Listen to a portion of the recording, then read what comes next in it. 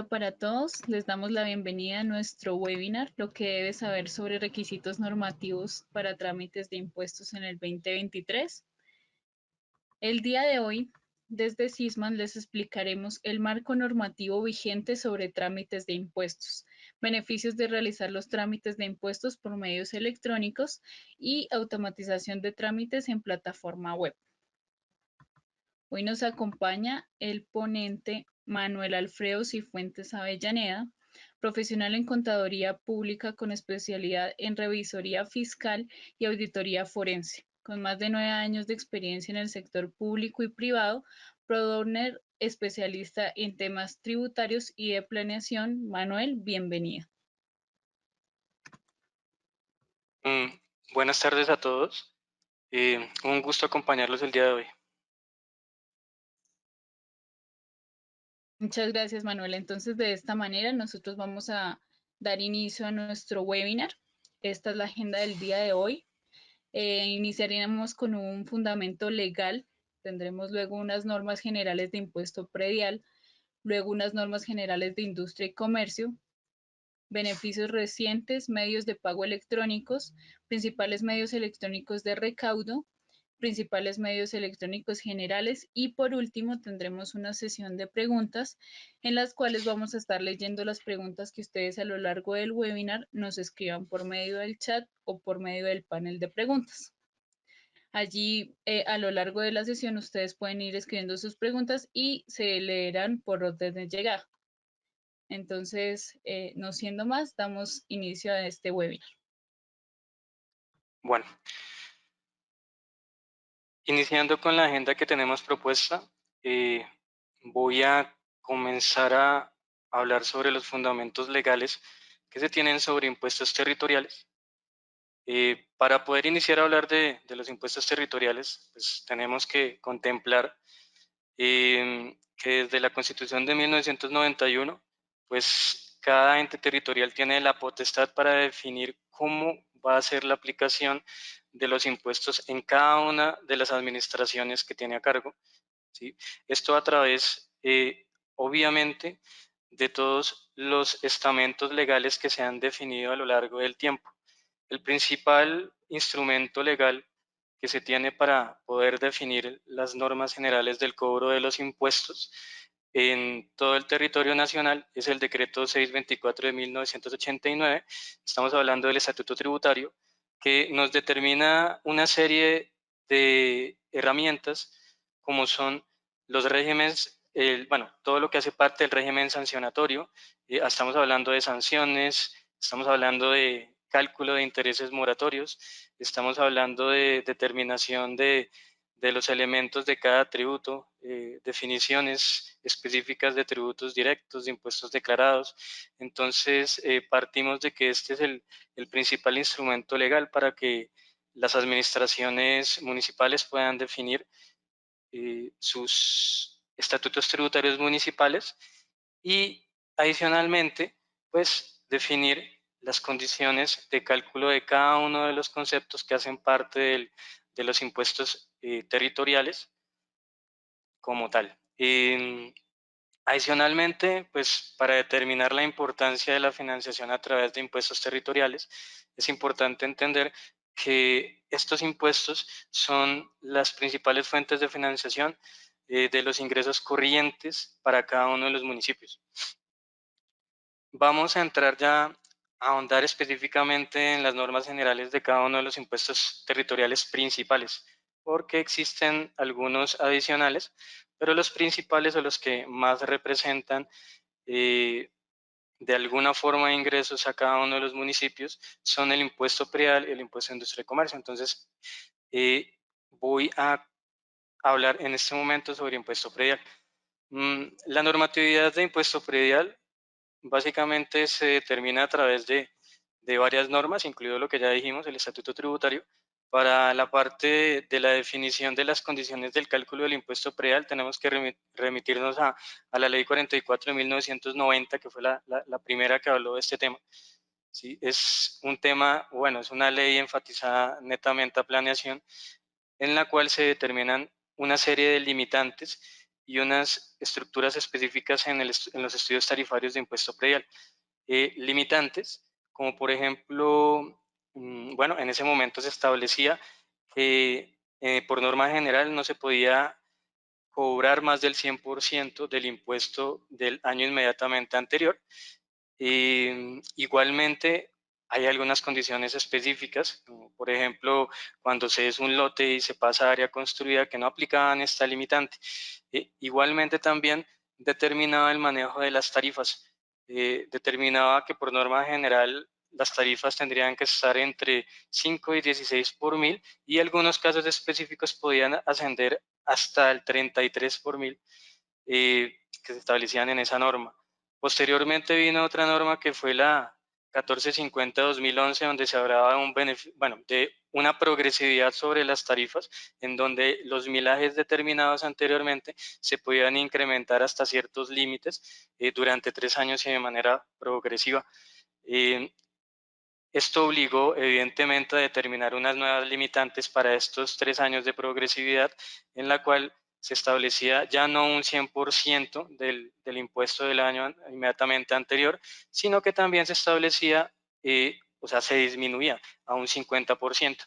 Posteriormente y antes de precisamente iniciar la pandemia, se ubicó la ley 1995-2019, en donde se añadían dos temas muy importantes: la definición del catastro multipropósito y la posibilidad de generar revisión de avalúos para cuando el contribuyente no estaba de acuerdo con la determinación del impuesto. Obviamente planteaba ciertos temas muy específicos, porque pues no se puede hacer la determinación del impuesto por derecha, pero sí se podía hacer este proceso mediante un estilo de declaración, que es un concepto relativamente reciente para impuesto predial. Adicionalmente, también incluyó unos nuevos límites del cálculo del impuesto adicionales a los que ya se tenían. Entonces, determinaba, por ejemplo, para aquellos predios que habían tenido actualización catastral, determinaba que no podían pasar del IPC más 8 puntos. Entonces esa era una nueva limitante. Igual para algunos predios con una limitante de salarios mínimos legales vigentes, específicamente predios de estrato 1 y 2, pues habilitaba que no podía pasar del 100% del IPC. Y obviamente también tenía sus excepciones, porque pues habían varias tarifas o bueno, varios predios que no cumplían para tener como tal esta limitante. Esta ley también incluye algo que se había manejado ya anteriormente, pero lo oficializa en cuanto al tema del pago del impuesto predial por cuotas, que es un beneficio que te permite generar un pago, obviamente sin intereses, del predial actual. Entonces se puede dirimir a cuotas. No hay una limitante legal, o no hay algo que diga en qué cuotas y en qué tiempo se puede definir. Eso es básicamente de cada una de las administraciones municipales. En cuanto a esta definición que incluyó la ley 1995 del catastro multipropósito, es un concepto bastante importante, porque de alguna manera busca incluir fuentes formales e informales para lograr tener información de catastro en tiempo real y en un tiempo, mm, bueno, en tiempos reales, y con una base de datos mucho más importante, mucho más grande. Eh, y también adopta, mediante la resolución 642 de 2018, un modelo que se llama LADM-COL, que básicamente es un estándar de cómo se va a manejar la información catastral independientemente de quién es el gestor catastral. Esto buscando que todos los mecanismos de compilación de esta información catastral hablen en el mismo idioma, y pues se tenga todo esto estandarizado. De acá pues surgieron nuevos gestores catastrales. Algunos gestores incluso comenzaron a utilizar mecanismos de alimentación de su información, web service muy diferentes a los planos que todos conocen para cargar la información catastral. Entonces, este modelo de administración básicamente se configuró en el nuevo estándar, que que tiene la administración de catastro para, pues, para poder unificar toda esta información. Adicionalmente, en la resolución 70 del año 2011 se incluyeron algunos temas también especiales para el catastro, como por ejemplo la intención de cambiar la identificación catastral para que ya no fuera de los 20 dígitos, sino a 30 dígitos por la necesidad de tener otros criterios de diferenciación de estos predios, ¿sí? Entonces, hace 2 años casi que se oficializó ya el cambio, entonces todos los gestores catastrales tenían que incluir este código a 30 dígitos como identificador único. Incluso pues el último año ya varios de los predios nuevos no traían el antiguo código, entonces, bueno. Y adicionalmente esa resolución también definió todo lo que son la nomenclatura de los destinos económicos o la destinación económica que tiene cada uno de los predios del municipio.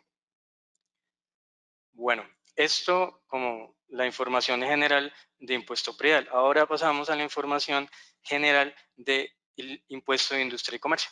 En el impuesto de industria y comercio, antes de la Constitución, se tenía una, una herramienta que nos definía cuáles eran las condiciones de cobro de este tributo, ¿no? Entonces se trata de la Ley 14 de 1983, ¿sí? En donde se definen aspectos muy importantes como la definición del tributo, quiénes son los contribuyentes obligados a presentar esto, en qué condiciones. ¿Sí? En, en resumen o en aspectos generales, vendrían a ser todos aquellos contribuyentes que desarrollan actividades de carácter comercial, financiero, industrial, servicios, en el territorio de cada administración municipal. Y dentro de esto también se tenía una delimitación de estudio de tarifas, ¿sí? Que iban entre el 2 al 10 por mil, con bueno, o determinadas según cada tipo de actividad, llámese servicios, comercial e industrial e financiera. Adicionalmente, en esta misma ley y pues autorizado en leyes mucho más antiguas ya se tenía el concepto del impuesto de avisos y tableros, que es un impuesto complementario de industria y comercio, ¿sí? Que básicamente grava el hecho de que tengas algún aviso o tablero visible en el municipio. ¿Sí?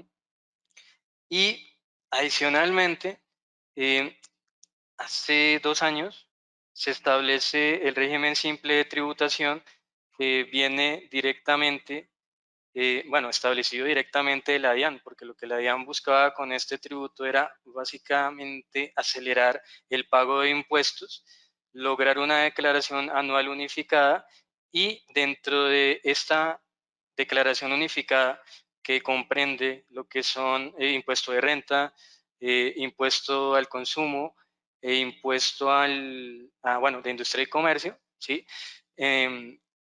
Efectivamente, este último, industria y comercio, busca generar anticipos bimestrales para las personas que se acojan al régimen simple de tributación, incluyendo no solo industria y comercio, sino también el cobro de sobretasa bomberil y de avisos y tableros. Eh, Dentro de los requisitos que se necesitan para acogerse a este régimen simple de tributación, originalmente se había establecido que eran ingresos brutos, bueno, los contribuyentes que tuviesen RUT total, que tuviesen ingresos brutos no mayores a 80.000 VTs, eso para el último año se subió a 100.000 VTs. Y pues básicamente esos eran los dos requisitos principales para poderse acoger. Eh, para el año anterior, bueno, originalmente se podían acoger al beneficio del régimen simple solamente durante el primer mes del año de cobro de esa vigencia. Ahora lo pueden hacer hasta el último día de febrero. Pero entonces esto genera una centralización del impuesto de industria y comercio para el régimen simple de tributación, pero solamente el recaudo. El tema de la fiscalización sigue estando en cabeza totalmente de las administraciones municipales. Entonces, siempre debe haber una manera, o bueno, hay una manera actualmente, pues, de pronto no está automatizada, supondría uno que a través de los servicios digitales que se prestan a nivel nacional, en un eventual futuro esto será mucho más automatizado, pero por ahora lo que arroja la DIAN para los entes o las administraciones municipales es un archivo plano en Excel en donde se especifican los anticipos, donde se especifican estas declaraciones de industria y comercio relacionadas al régimen simple de tributación. Bueno, recientemente se establecieron algunos beneficios para impuestos municipales. ¿De qué beneficios estamos hablando? La reforma tributaria del último mes del año pasado, del año 2022, estamos hablando de la ley 2277, estableció algunos beneficios de lo que conocemos como normalización de cartera en materia tributaria, pues para incitar a los contribuyentes a que se acerquen a aclarar su situación frente a los tributos y lograr, pues, evidentemente, lo que se busca en una administración tributaria, que es la eficiencia en el recaudo. Dentro de estos hay dos grandes beneficios. ¿Sí? El primero, que nos habla de la reducción de la tasa moratoria, de interés moratorio, a un 50%. Es transitoria, ¿sí? Porque pues no va a ser para siempre ese beneficio. Si no estoy mal, va hasta el último día de marzo de este año. Entonces, la idea es que se facturen los impuestos con una tasa reducida al 50% respecto de la que se establece en el artículo 635 del Estatuto Tributario. ¿Esto en qué artículo de la ley? En el artículo 91 de la ley que establece la reforma tributaria. Adicionalmente, hay otro beneficio que habla de todos aquellos contribuyentes omisos en la presentación de las declaraciones o de los impuestos declarados que administra la DIAN, la Administración Tributaria Nacional. Dentro de básicamente plantea para estos omisos la posibilidad de presentar sus declaraciones con una disminución en el 60% de las sanciones y una disminución en el 60% de los intereses de mora para estos omisos. Considerando igual que es transitoria, también tiene unas fechas límites de presentación que también van hasta marzo del año actual. Ok, vamos a entrar ahora a la definición de los medios electrónicos para la presentación de trámites tributarios, ¿no? Entonces, hay dos aspectos importantes a tener en cuenta. Según el artículo 7, perdónenme un momento.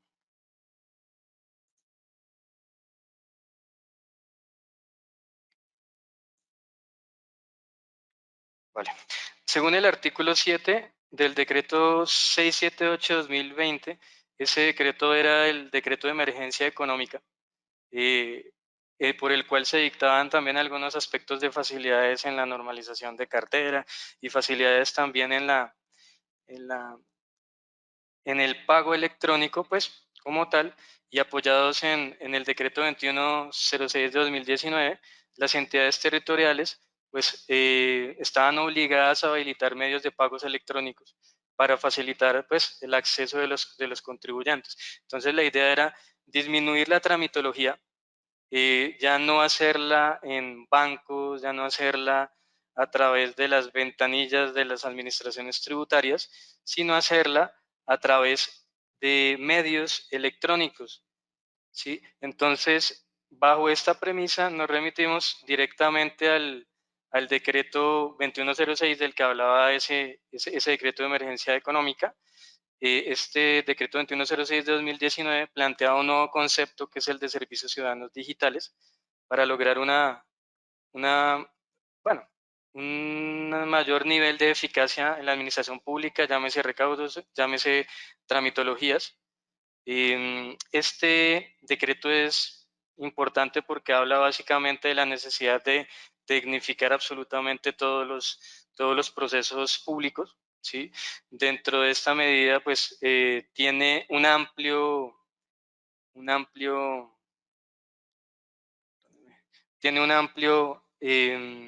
normograma, ¿sí? En el cual establece diferentes criterios que deben cumplir cada uno de los servicios que se disponen electrónicos para todas las personas que tengan que hacer algún trámite relacionado con la parte pública, incluidos pues la parte de impuestos. Dentro de estos importantes establece que debe cumplir una arquitectura, ¿cómo hace una arquitectura? Que los servicios electrónicos deben hacerse bajo una arquitectura bien estructurada, que tenga aspectos importantes y de resaltar, como por ejemplo que cumplan criterios de seguridad, ¿sí? Que sean una base de datos general que le permita a la administración municipal o a la administración pública tomar decisiones sobre datos, ¿sí? Que sean de fácil acceso para las personas que son los usuarios finales, o sea, las personas que van a hacer todos los procesos y los trámites. ¿M? Esto entre varios aspectos importantes, porque como les decía, es un marco legal que tiene en cuenta aspectos administrativos, jurídicos, técnicos, financieros, que se deben cumplir incluso aquellos que presten este servicio. Todo esto amparado bajo la posibilidad de que la Administración Pública Nacional entregue aspectos que de pronto algunos ya han oído hablar como las carpetas ciudadanas, que son básicamente aspectos técnicos con cierta estructura, con cierto nivel de seguridad, que permiten a las administraciones municipales ingresar de alguna forma o publicar sus trámites para que estén todos centralizados en bases específicas y no tener, o sea, que recurrir a autenticarse o a registrarse en diferentes plataformas. Bueno, dentro de estos medios electrónicos existen, por así decirlo, bueno, catalogándolos en dos grandes grupos. ¿Cuáles son los dos grandes grupos? Los de recaudo. Entonces tenemos plataformas de consulta y generación de facturas. Normalmente estas plataformas permiten generar las facturas de un impuesto, de una tasa, de un cobro municipal, eh, con ciertos aspectos que se deben tener en cuenta. Por ejemplo, hablábamos antes de unos intereses, de unos regímenes sancionatorios que seguramente deben actualizarse al día, como dicen los artículos del Estatuto Tributario Nacional. Entonces, este tipo de plataformas deben tener en cuenta o deben ser capaces de diferenciar todos los aspectos que me determinan el cobro de un impuesto. Pongo un ejemplo, impuesto predial. Si yo tengo un servicio de plataforma de consulta y generación de facturas, pues debo tener la posibilidad de que este servicio me actualice el interés del impuesto predial para que esté al día, considerando que, bueno, en regla general, el cálculo del impuesto predial es diario o su causación es diaria. Bueno, dentro de ese tema también pues tenemos la posibilidad de generar eh, o plataformas para la consulta y presentación de declaraciones. Entonces yo puedo presentar mi declaración de industria y comercio, de retenciones de industria y comercio por medio de procedimientos electrónicos, ¿no? Adicionalmente, pues es importante también tener en cuenta que no existe un solo tipo de declaración, también existen declaraciones oficiales, existen declaraciones pues, de corrección que también deben tener en cuenta otros aspectos de cálculo y que pues deben permitirse corrigiendo la original. Eh, Posteriormente y con base en estos dos que acabamos de hablar, existen las pasarelas de pago. Existen diversas pasarelas de pago, todas tienen que estar ambientadas con ciertas estructuras legales, como les decía, ciertas estructuras de seguridad de información para no permitir la vulnerabilidad del contribuyente. Estas pasarelas de pago nos facilitan el recaudo de todas estas tasas. Ya hablamos de los principales, podemos hablar de otros impuestos relacionados como el de delineamiento urbano, de huello de ganado, bueno, hay varios ahí que también se incluyen como cobros y que pues con una plataforma determinada se puede lograr hacer el pago de estos tributos sin necesidad de que los contribuyentes vayan directamente al, a la ventanilla, llámese ya de la administración municipal o directamente también en el banco. Para esto último, para el tema del banco, porque no todas las personas trabajan normalmente las pasarelas de pago, no todos hacen ese proceso.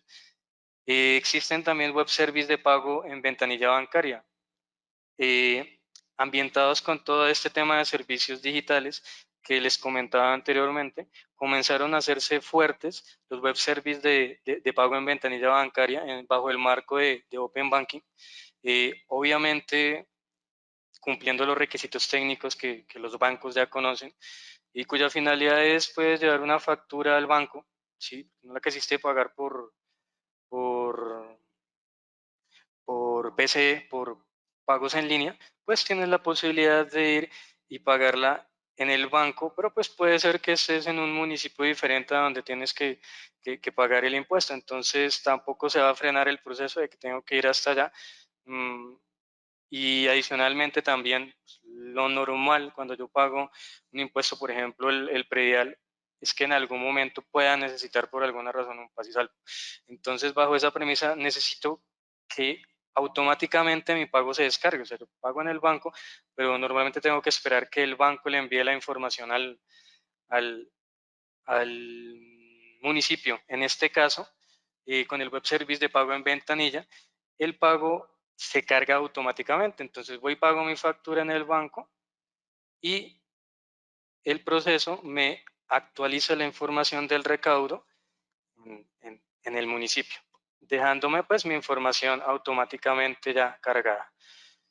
Adicionalmente, pues también tenemos procesos de facturación y recaudo de paz y salvos, pues con ciertas salvedades. A nivel legal, un paz y salvo, o bueno, a nivel de notariado, superintendencia de notariado, un paz y salvo no es válido si no tiene ciertas características especiales, ¿no? Normalmente en la historia los paz y salvos se generan y se firman por la persona que va a generarla, en este caso en la administración municipal, eh, para poder hacer una automatización de este proceso, pues ya lleva muchos más pasos en el cual yo puedo proceder a generar la facturación del paz y salvo, hacer el recaudo y posteriormente, pues seguramente si así lo considera la administración, hacer hacer ya la aceptación del paz y salvo con la firma digital del funcionario. Entonces son temas que también se pueden disponer a nivel de trámites en línea para que estos paz y salvos, que son muy comunes, sobre todo en la parte de impuesto predial, sean de libre acceso para los contribuyentes. Tenemos otros webs, bueno, otros web services, o también podemos encontrar en el mercado otros web services que nos permiten la facturación de acuerdos de pago. Entonces, los acuerdos de pago también son una parte muy importante que se establece en la administración de impuestos cuando se hace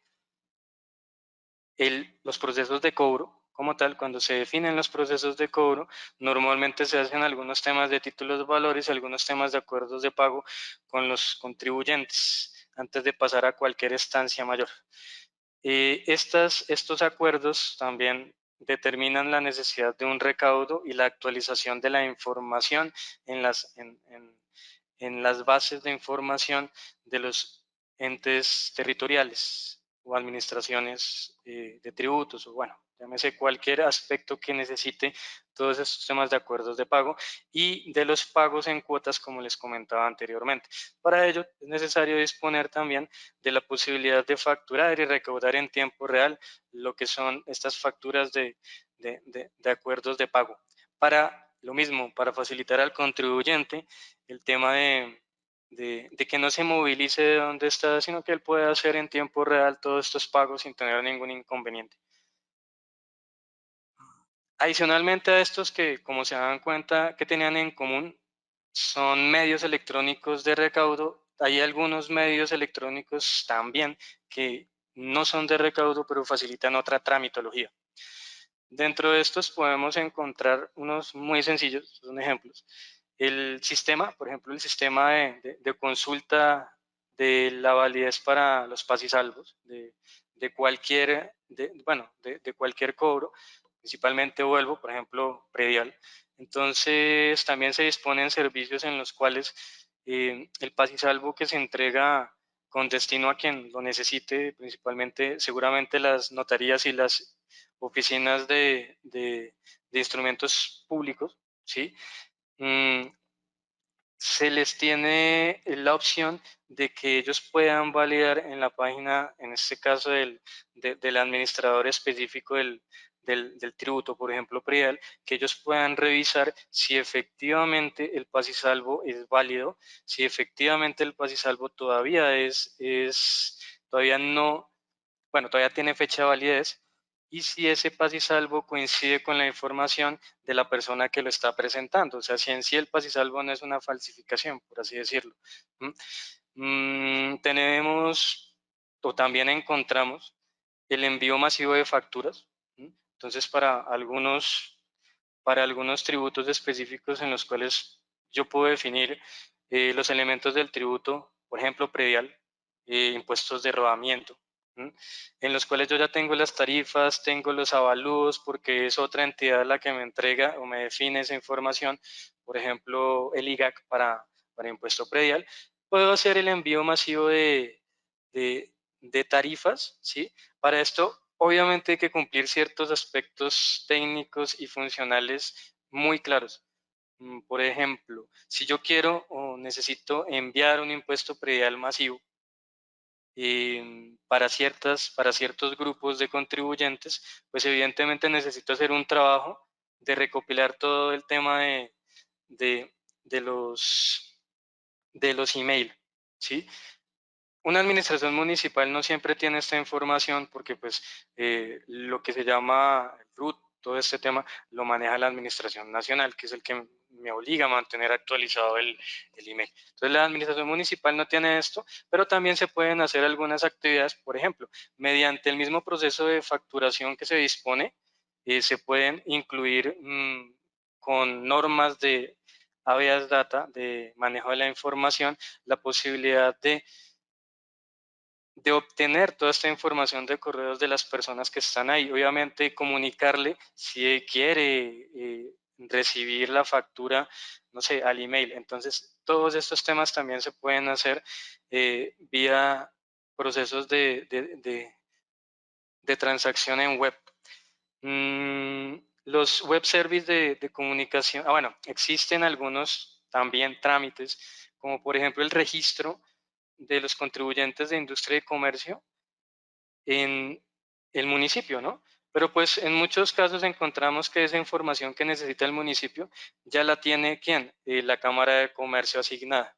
Bajo esa premisa, la Cámara de Comercio tiene las cámaras de comercio en donde están adscritos los municipios y en donde están los contribuyentes que pues, por norma tienen que ser primero registrados en Cámara de Comercio. Se encuentran mm, ciertos web service que brinda la Cámara de Comercio para poder actualizar de manera automática la base de datos del municipio sin tener que recurrir a un doble trabajo. Entonces, también se puede automatizar. Este registro es a diario.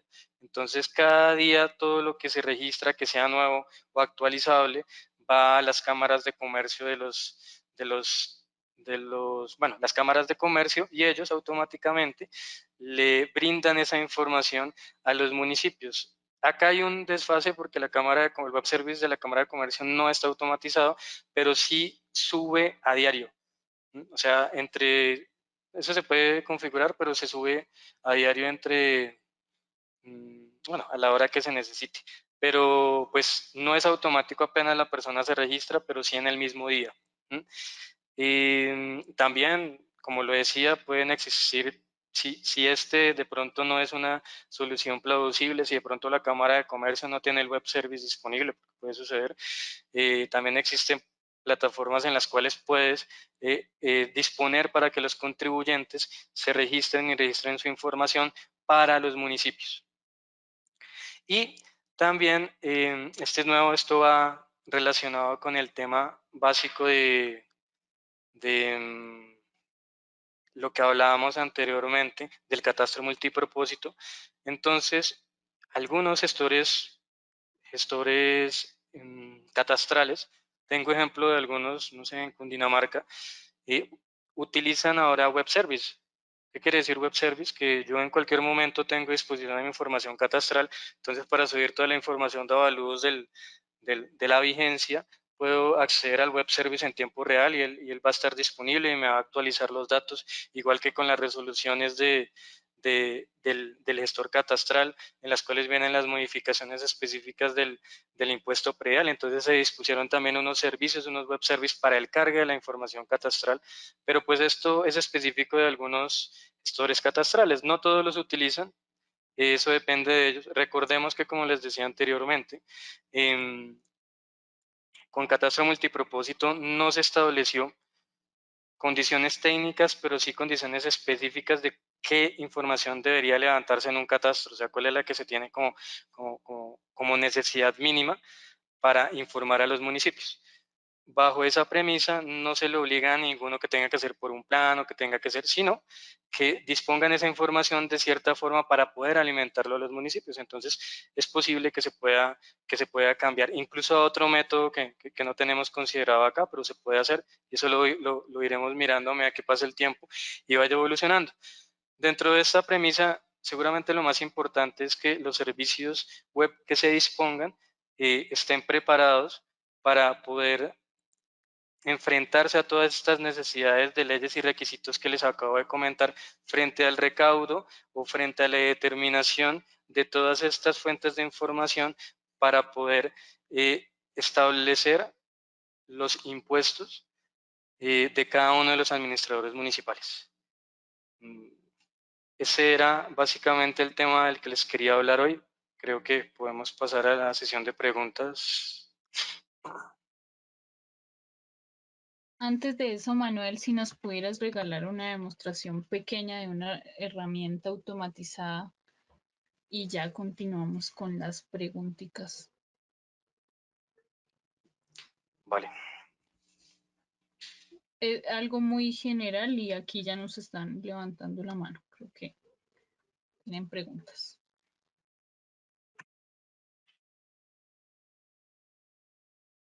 vale.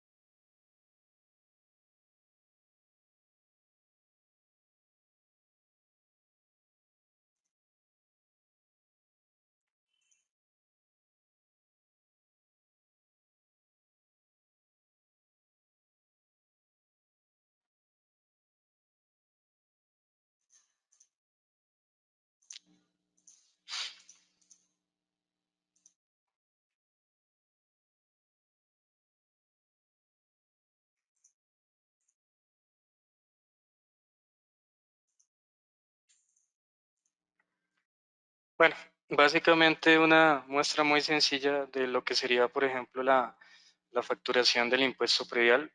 El, el usuario se autentica, ¿sí?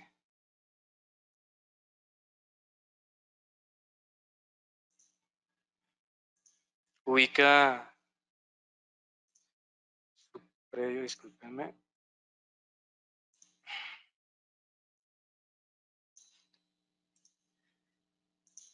y genera la factura del mismo, ¿no? Pues como les dije, él debe estar preparado para poder generar el tema del cálculo al día de hoy. Y pues imprime oficialmente la factura, o bueno, genera su factura.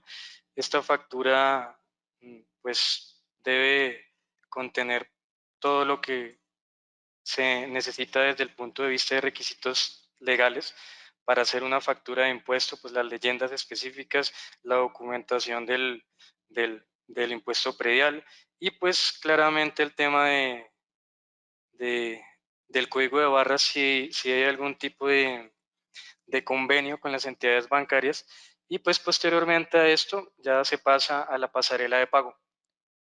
Ya la pasarela de pago, esto es una parte importante, no hay pasarelas de pago oficiales para este tema. Cada municipio puede, o cada administración municipal puede decir qué pasarela de pago es la que más le gusta o se acomoda a ese tema, aunque pues todas funcionan de la misma manera, tienen unos criterios técnicos, reciben una información específica de esta facturación y pues llevan esa información a las cuentas bancarias del municipio. Bueno, apenas hemos cumplido entonces el tiempo de nuestro webinar. Les damos muchas gracias a todos por su participación, por su asistencia. Les estaremos avisando de pronto si vamos a realizar algún otro webinar que sea de su interés. Muchas gracias y que tengan feliz tarde. Hasta luego.